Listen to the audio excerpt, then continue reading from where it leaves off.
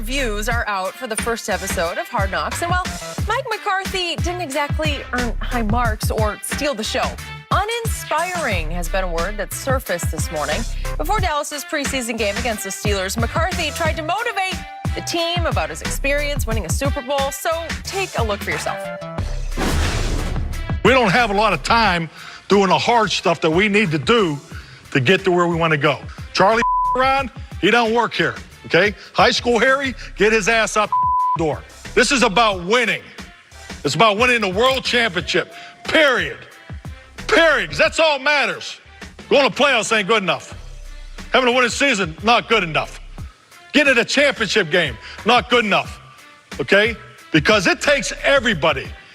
And you may be tired of hearing this. I've been part of one championship team. I've stood in front of one championship team. It took 77 men to win a world championship. And that's just the way this thing goes. And once you hold that trophy up, I'm going to tell you right now, heavier than you think it is.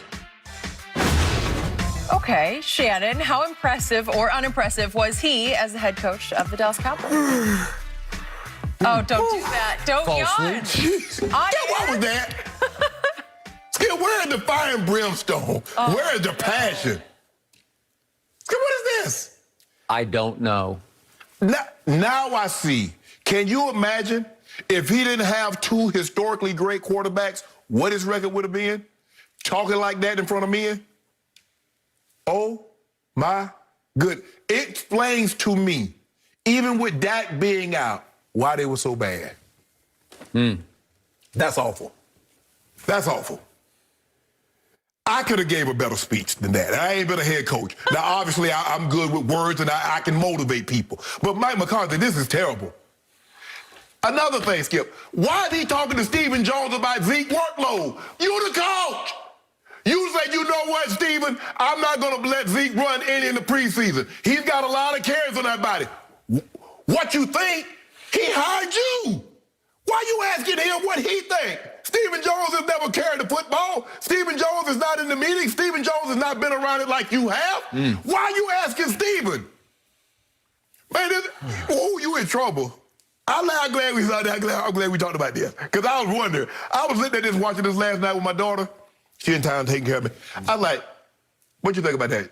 You're like, Daddy, he terrible. Oh. I said, he is. He good and terrible. That was awful, Skip. I don't know how you stand up there in front of men. And you see the way they were looking at him when they panned the room. Did you see the way his players looking at him? I hope they show him a copy of that. Because you're gonna have to step your motivational speaking game. You're gonna have to step that up, Mike McCarthy. You either have that or you do not have that. When this episode ended and I turned off my TV and I sat back, it hit me right between the eyes, deep down in my psyche. He's not a natural-born leader of men. No. He was a good offensive coordinator who rose into becoming a head coach. And now I believe that he was mostly a product of those two Hall of Fame quarterbacks he had in Green Bay. Yes. Just as I fear Dan Quinn was mostly a product of the Legion of Boom, stocked with Hall of Fame bound players, right? Yep. Because this was embarrassing. This was lame.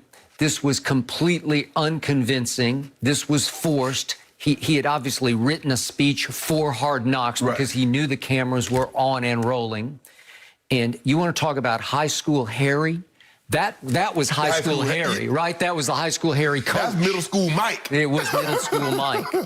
You know, Charlie F around, he doesn't work here, okay? What? Well, we know that. Nobody in that room's Charlie F around, right? High school Harry, get his ass out the effing door. There's no high school Harrys in there to begin with, except you. That's your coach. I gotta let you off the hook. Because when you signed Mike McCarthy, you said you had a made man. Okay, because he'd won a Super Bowl. Well, how many coaches do you get who have actually gone to and held up and you don't know how heavy it is? Who cares how heavy it is? It held you up because you got to go along for the ride. So my final takeaway last night was my team is going to have to win in spite of him because there's no CEO to him. There's no commanding leader. It doesn't come across at practice, and it definitely doesn't come across in the meeting room. He got Jason Garrett looking like Coach Belichick. He does. I would agree with that. So then he resorts to a movie. From 1999, an Austin Powers movie. It was the second of the trilogy of Austin Powers. I'm sure you saw them. I did. They were funny, but they're old. And the second was called The Spy Who Shagged Me. So he's referring to this to players who, let's take Micah Parsons. He was literally 2 weeks old when that movie came out. CeeDee Lamb was 2 months old when that movie came out.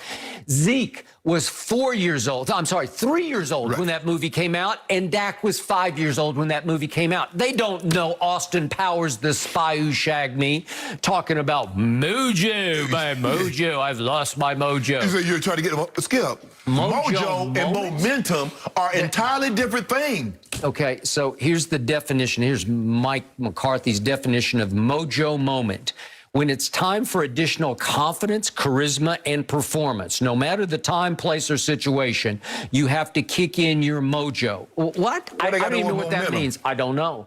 So in practice, they're having mojo moments where the offense versus the defense, and he yells out a scenario. You know, okay, there's 1 minute left, and it's 2nd and 12 from the 18-yard line. What are you going to do? What's your mojo moment? And the players are kind of laughing about it because it's lame. Yeah, that's high school. Corny. Yes, it's high school hair, right? Yes. Nobody's saying, let's get into our mojo moment. Nobody's going to carry mojo moments into real regular season games. No. Nobody cares. I'm sorry, it's just such a reach and stretch for an NFL coach who does have a Super Bowl ring to reach for mojo moments. I'd have told him, say, no, y'all cut that out. Come on now. Yeah, don't put that on camera. Something you like, hey, I understand because they do have final say. The Cowboys have final say on what's being put out there. So what the finished product we see, Jerry Jones. Okay, let me take that back. Mike McCarthy doesn't have final say. Jerry and Stephen Jones has final say. Right. But anyway, Skip, I would have put that out there. Hey, I used to hear about Mike McCarthy when he did coach Brett Favre and then coached Aaron Rodgers, that he was one of the best play callers in the business. Yes. And I don't discount that. Right, I believe he might have been. Right. But when you elevate that guy into something called head coach, he's not qualified for it. Just because you can call plays doesn't make you the operator of a football team, the CEO. Skip, it's kind of like, I believe I could call plays for Aaron Rodgers and Brett Favre. And you can when make you that got case. generational talents like that, when you got some of the historically great players. Yeah. I mean, really, what defensive coordinator gonna get credit for Lawrence Taylor? What defensive coordinator gonna get credit for Deion Sanders? They just go play. Yep. They don't need you to come up with a scheme. They are the scheme. Okay, so they went on the road as a wild card team in that 2009 season, and they got on a roll on the road. Right. And Aaron got hot. They survived the Michael Vick game in Philadelphia, and then you know the rest of the story. And they got a little bit of a break when Jay Cutler couldn't go in the second half of the NFC Championship game in Chicago. Right. And they caught another little break because Troy Polamalu, who went in the Hall of Fame the other night, had a pulled ham and couldn't really run in the Super Bowl. And Aaron was great, and our man Greg Jennings was great, and winning touchdown pass, and it all happened. And I think Mike McCarthy just went along for a great ride. Right. But Skip, how long of a career does one Super Bowl buy you? I don't know. It was going on 11 years ago. Yeah. You talk about Aaron Rodgers last won that Super Bowl, but Aaron Rodgers has been great outside of Mike McCarthy. Yep. Mike McCarthy not so much. But like you said, that's a God-given ability to be able to motivate a man, to be able, because coaches, really great coaches, can get things out of a player that a player didn't know he had in him or didn't think he could get out of himself. Yeah. That's what the really good ones can do. And man, you think I get excited to play for him, Skip? No. And again, this is just personal preference on my part. I'm not taking a shot at him about this, but he's a little heavy, and I wouldn't want my head coach in the National Football League to not look the part at all, because you got to stay in some semblance of condition to show that you know who you are and what you have some confidence in yourself, right? Man, it's just unimpressive across the board. I'm giving him no check marks, you know, right? No, not for motivation, not getting the team ready to go play. No. I guess that's going to be, you know, one of the players going to have to stand up there and give a fiery speech to get guys ready to play.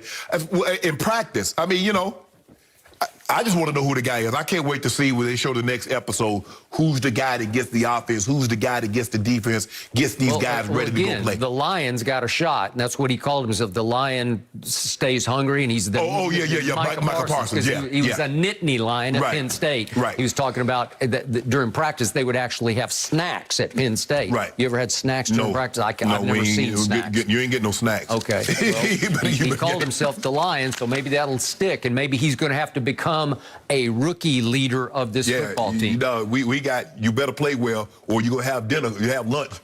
We went on the losing streak my first year in Denver, and Dan's like, I ain't feeding you, sorry, you know what. On the plane or at lunch? At lunch. Okay, you couldn't even eat lunch? Hell no. He said, why am I going to feed y'all? Y'all keep on losing, because clearly they're not working. That's an old Tom Landry trick. Man, look here. Hey, like I said, Skip, I was very fortunate to play for Mike, Wade, Brian Billick, play for Mike again. Yep. Dan Reeves, when I got Mike Shanahan, man, I could have played, because they don't do anything now. They don't hit now. But Dan Reeves and Wade Phillips, I love Wade. But boy, them training camps was hell. Hit. 8 straight days, 2 practices a day, 2.5 hours. We thudded it up. I have stood for many 2.5, 3-hour practices that Jimmy Johnson oversaw in training camp at St. Edwards or Thousand Oaks, and trust me, they hit. I mean, you Skip, you know, when you look across there, you can see that heat, just like Burberry, like, boy, it's going to be a long one here today. Yep. Okay. And then I got to hear that. Well, Coach, you need to motivate me, Coach. You got this hot out here today. It's 100 degrees. His motivational speech was the most inspiring, but criticizing his appearance, I don't know if I think that is a fair shot for Mike McCarthy. I'm going to leave it at that. Chris.